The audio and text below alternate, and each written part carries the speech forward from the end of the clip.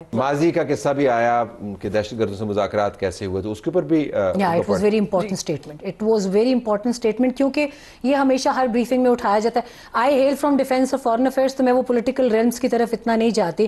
But once again when it was taken up today, D G نے کہا کیونکہ ہر بار یہ بات ہوتی ہے تو let me respond to it کہ آج تک دہشت گردوں سے مذاکرات یا دہشت گردوں کو مارنا ہے، یہ ہمیشہ پولیٹیکل گورنمنٹ ڈسکشن ہوتی ہے.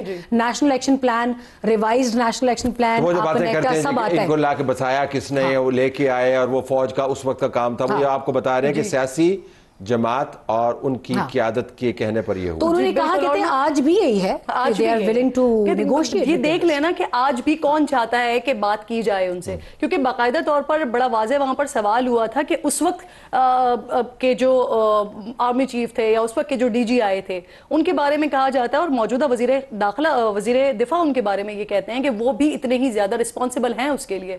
تو اس پر ڈی جی نے بڑا واضح طور پر جواب دیا کہ یہ جو ساری سچویشن ہے، ہم وہ ادارہ ہیں کہ اگر ہمیں پولیٹیکل پارٹی جو کہ اس وقت اقتدار میں بیٹھی ہوئی ہے وہ اگر ہم سے کچھ کہتی ہے تو ہم وہ کرتے ہیں.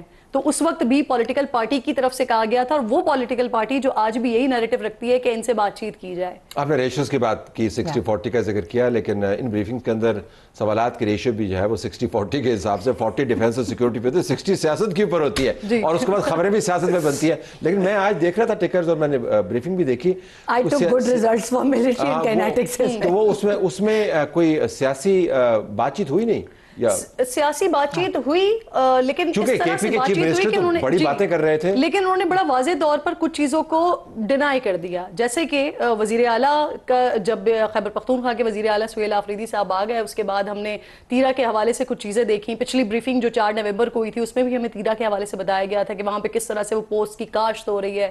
اور پھر اس کے بعد کچھ میں نے ویلاگ وغیرہ دیکھے جس کے اوپر انہوں نے بتایا کہ اس کے اندر سہیل آفریدی چیف منسٹر، ان کی زمینیں بھی ہیں. جی یہ کلیم کیا جا رہا ہے کچھ پی ایم ایل این کے لوگوں کی طرف سے بھی کلیم کیا جا رہا ہے. اختیار ولی خان صاحب نے اس کو کلیم کیا. تو جب اس بات پر ان سے سوال ہوا تو بڑا 2 واضح طور پر جواب تھے کہ اول تو یہ کہ یہ آپ کسی سے منسوب نہ کریں کہ کوئی وزیر اعلیٰ وہاں پر آئے ہیں تو یہ سلسلہ ہوا ہے. کیونکہ سمیرہ بہت اچھے سے جانتی ہیں کہ تیرا میں کیا ہوتا رہا اور کس طرح سے بارہا پیچھے دھکیلا جاتا رہا ہے وہاں پر.